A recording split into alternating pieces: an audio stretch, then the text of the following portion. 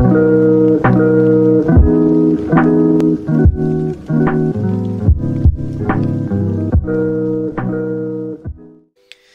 guys, how's it going? RedMaster here, and welcome back to Cards and Castles 2. That's right, today we are jumping back into the sequel to show you guys some pre-alpha, some alpha gameplay, if you will, showing you the first look at how matches will play out inside of Cards and Castles' sequel game. Now, before we jump into it, I just kind of want to throw things out there that, again, this is an alpha that we are in, that we're looking at here. So, if there are cards that you begin to see and maybe feel a little iffy about, maybe feel a little excited about, great. However, they may not be the same when they release in the final product. There are some features of the game that are most likely going to be final that we'll talk about later on. However, individual cards, stats, and abilities have the ability to possibly change between now and public release. So I am going to put that out there, but without further ado, let's go ahead and take a look at the first CNC2 gameplay, or public gameplay look. Big difference, big difference. Let's go ahead and jump into it. Alright guys, so jumping into our first C2 gameplay look. Now I'm only calling it C2 because I believe that there is no official title for the game yet. But already there are some interesting changes that are happening inside of this UI that of course you might not have picked up on. One thing to note already, we both start out with 5 cards rather than one of us getting the medal and one of us getting the extra card. I think that's a huge difference. It kind of showcases that they are trying to give more of an equal opportunity to players here.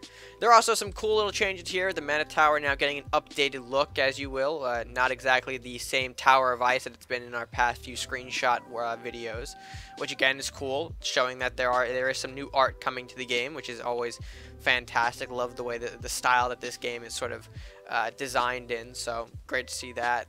And of course there are some little indicator things up here, as you can see, you know, the highlights around the name indicating whose turn exactly it is, a little arrow to kind of reinforce this, and a little golden sword as well to indicate who has the initiative. Now we'll discuss initiative later on in the program. I believe we have already talked about this in the interview, but again we'll go over it later on as we kind of talk more about sort of the round structure and some other key details from this game that of course are going to be different from C1.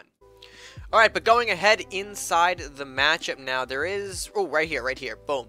Something that I kind of wanted to highlight for you guys right here is the amount of spawn space that I've opened up here. I'll see if I can get a little bit of a clear image there. Yeah, the white space is now a bit more glowed up here. Now, this is something to note from the first game. I think one of the major gameplay changes is the fact that there are a lot more spawning spaces for cards that have opened up thanks to this sort of change to the board style. Now, a lot of people initially from early screenshot videos were sort of a little uneasy about the board state, realizing that they did compact it into adding, you know, they took away the row, they added the column, and they were a bit unsure about how that would affect gameplay. Well, here's the first sort of big impact it's had. You can see that now the spawning has sort of opened up a bit more differently than in C1 here. No longer are we just mitigated to sort of the back rows, like the normal sort of arc around the castle in the back that we had in C1. Now you have that same arc plus pretty much your half of the board here. So pretty much whatever, you know, tile is in that white area you can spawn on. You can see it takes up nearly half of the board here. So, and of course by logic standards that means that the other half is for your opponent here, so they get this other half of the board to spawn their own units. Kind of goes both ways here, which is big. This is big. You know, no longer can things be spawn blocked. I think it creates a more dynamic pacing for the game, which I think is going to be enjoyable to a lot of people. It adds complexity, which I will be saying that phrase a lot. It adds complexity. This game, I think, differs from C1 in a way that they are trying to kind of make a more enjoyable strategic game. No longer is it being aimed as sort of a mobile game that you can just kind of look up and away from for a minute and come back to. This is going to be probably more of a game where they're adding a bit more layers of complexity to it that really force players to kind of think and observe just how their game is going to play out here. And I think it really adds to their niche as a card game. I think that it's really strong for them to kind of be really diving into that niche that they have and expanding upon it through things like this more drastic spawning and things that we'll get into later down the line here. But anyway, we're going to go ahead and keep it going for you guys at home to kind of see how things are played here. I did play the Thief right up here, and of course it does come with a nice little symbol and a number, which we will get into later down the program here. But now you can see the phases are switching. We're now inside the combat phase, which is Really a phase that we'll explain more. Well, actually, I think after this turn we'll explain more about it here. But we're just going to see how this turn plays out. I think I just charged the thief forward, which again looks like I did. But now let's go ahead and talk a little bit more about the round structure and sort of the phases that this game has. Alright, so let's talk about the round structure, because I know a lot of people from previous screenshot videos were a bit unsure of how that was going to work out in gameplay. So right now, we're entering round 2, as you can see on your screen, so now we're going to enter my summon phase. Essentially, each round gets 2 phases, the summon phase and the combat phase. Simply put, the summon phase is where you're going to be able to play your cards, like your units and sort of bigger spells, which we'll get to, hopefully in a later video. And in the combat phase, you get to actually move around your units and attack others. That's kind of, simply put, how the phases work here. But I do think they really add an interesting dynamic to the game here. They add a layer of complexity, which you're actually going to hear quite a bit of me say in this video, that something may be adding a layer of complexity, which is actually the design idea that I believe the team wanted to bring into this new game here. Actually, in a quote from Vec directly about the round system, he did mention to me that separating the opportunity to place units from the combat window means both players have some type of advantage every round, like full information before placing units or the first opportunity to select trades. And alternating turns during combat adds another layer of decision making. The round structure essentially adds this layer to the game that kind of makes it a bit more dynamic, it makes it a bit more interesting, in which you get to kind of observe how the board state looks currently and how you can visualize your next turn. It's sort of what the idea is behind it. It really kind of shows that the game is sort of evolving from its sort of mobile design principle that it originally had, and is sort of stepping up into becoming a more of a complex, thought-provoking card game in a way here. But let's go ahead and continue here. As you can see, the initiative is going to change here. Now, I'm going to talk about more initiative when we get to the combat phase, because that's really where it takes off, and that's where it kind of becomes important, hence why it's actually a sword, kind of. There's a little significance behind that here. So, as you can see, we just jumped into the combat phase, and because I have initiative, I get to act inside the combat phase first. I get to mess around with my units on the board before Slash can interact with his. Now, it's not, like I can't interact with everything before I pass it off to Slash, because you can see over here I still have 2 actions for my combat phase. Now this will of course go back and forth as we get later. You'll understand that 2 actions is, in my opinion, pretty fair, because it allows you to it allows your opponent and yourself to have sort of these reactive gameplay with each other, where based on moves your opponent makes, you might do one thing, things that you do might affect your opponent, and it kind of keeps going in this sort of back and forth dynamic here. So let's go ahead and continue on though. As you can see here, I am going to implement my combat phase first. I do have 2 actions, which I'm only going to use really 1, because I only have 1 unit on the board here, as I'm just kind of observing where his paladin could hit me from, what it could do here. I'm going to strike the mana tower.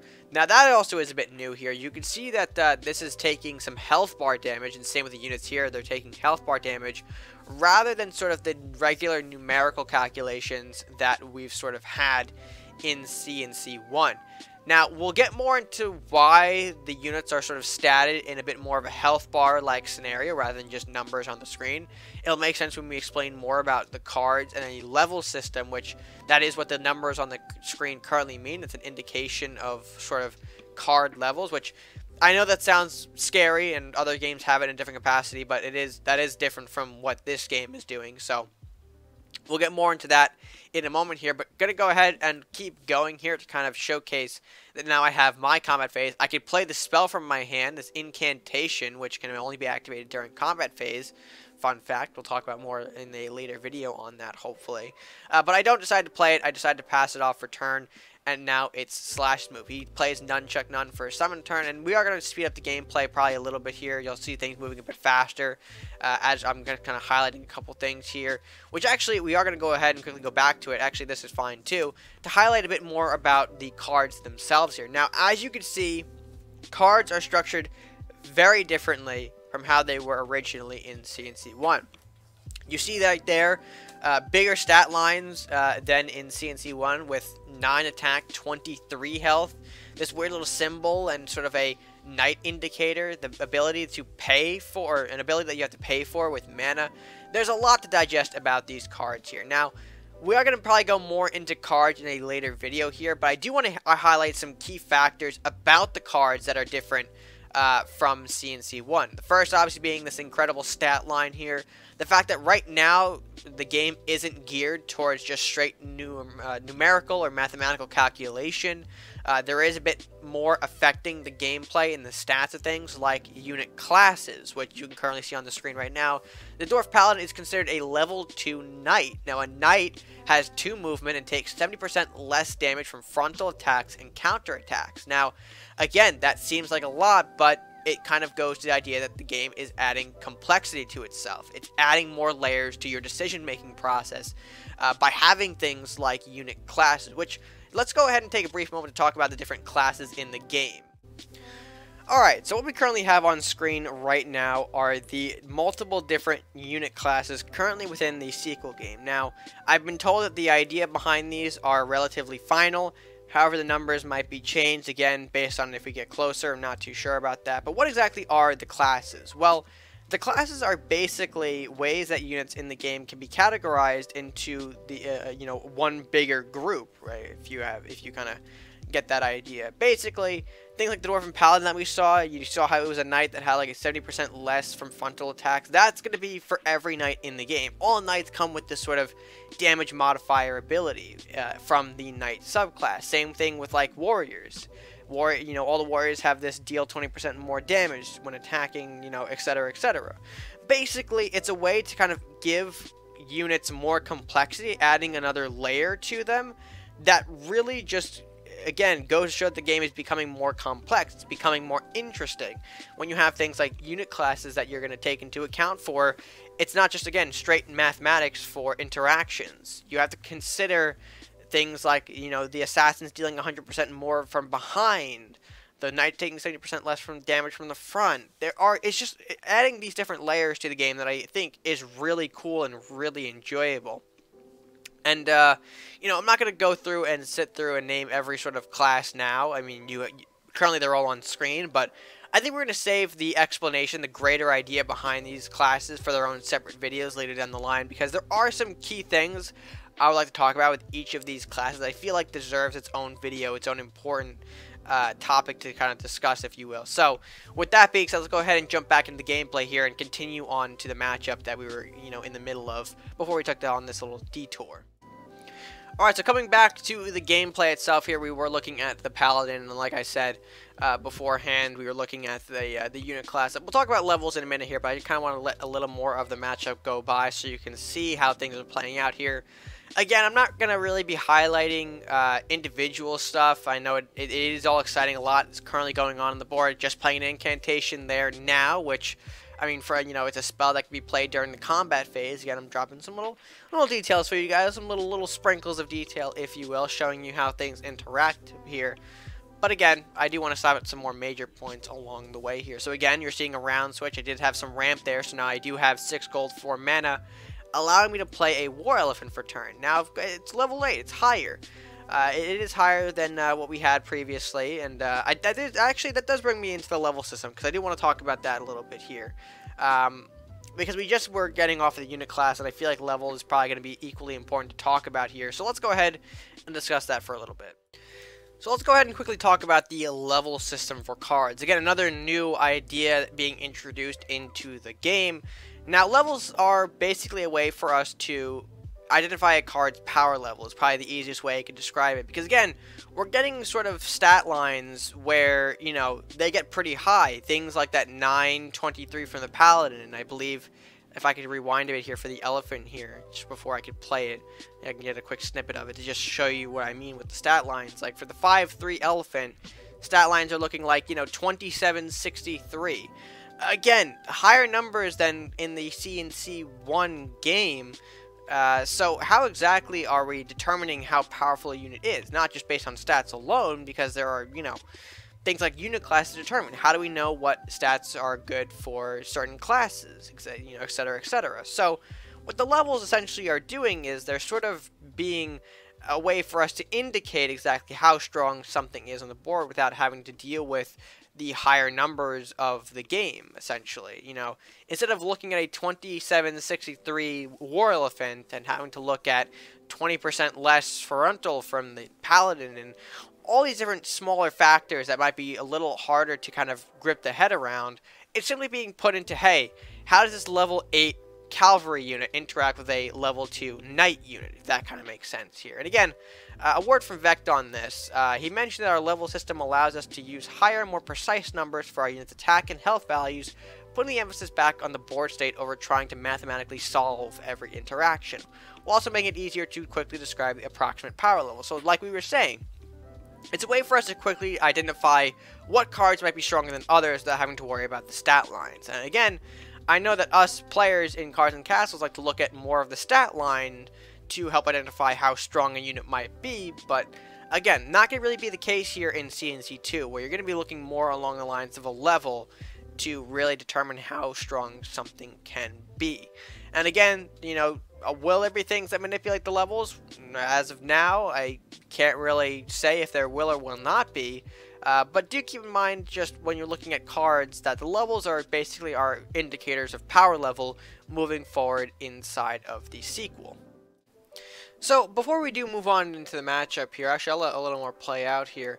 I do want to kind of illustrate how a 5 gold unit bought out an level 8 unit. And that actually goes to the new resource that we've talked about in previous videos, and that being the mana. Now, the mana we've already discussed as being a secondary resource that is sort of finite. Once you destroy the mana tower, you or your player or your opponent, whoever does not have the mana tower, they cannot generate mana for the turn. And that actually does come into play here when you have big units like the War Elephant being brought out for 5 gold and 3 mana. That extra 3 levels are being brought from the mana that's in the game here. And of course, if you don't have any mana, you can't bring out the bigger, maybe more powerful units in my hand, like the Manicore or the Southport Captain in my hand, for instance. As you can see, those require mana to use. Of course, Captain being a level 6, Manicore being a level 5, because they relate to the total cost of the unit here. So this is something to keep in mind as we expand more upon mana. Again, we've already talked about the principle behind mana in the previous Vectivus interview here, but it's kind of important to kind of look and see how it's being brought into gameplay here, because now you have things like War Elephant here, which is vastly actually overpowering these other units on the board right now, but those all cost gold, while you're getting this War Elephant that costs a little bit more gold, but also mana. I've used the mana here to bring out a much more powerful unit to make more of a commitment to the board. So you have to you know, think about if your deck wants to utilize mana anyway to kind of pull off bigger units or bigger plays like this War Elephant here. But let's go ahead and keep it going here as we are going a bit more into the matchup here. Spells are being played now. I believe the Archives was played from Jimba here. I'm debating on a Southport Slayer, yep, for turn. And of course, you kind of see the initiative and the phases going back and forth here. All pretty much like we've talked about before with the game. And just seeing it in action, honestly, I remember the first time I saw it too, because I was led into the alpha.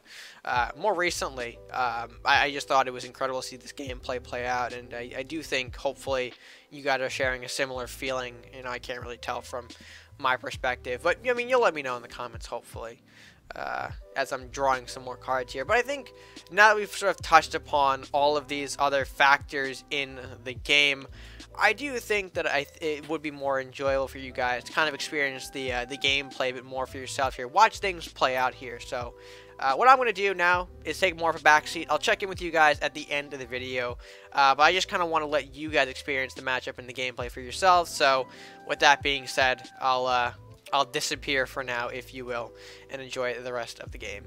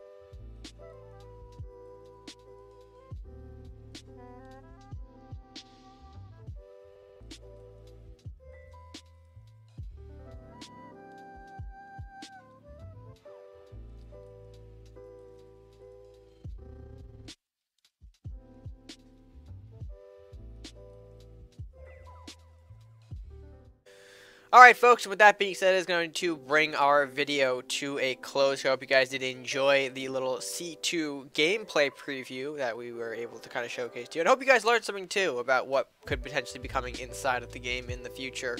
There are some big things that I hope you guys look forward to. That's all I'm gonna leave it at. But with that being said, guys, if you did enjoy, be sure to leave your like, share with your friends, and of course comment down below your thoughts on the gameplay that you saw here, as well as subscribing if you're new to the channel, and supporting the channel, helping it grow in the best way that you can simply by subscribing means a whole lot here to me. So with that being said, guys, that's gonna do it for me for now. Until next time, stay gaming.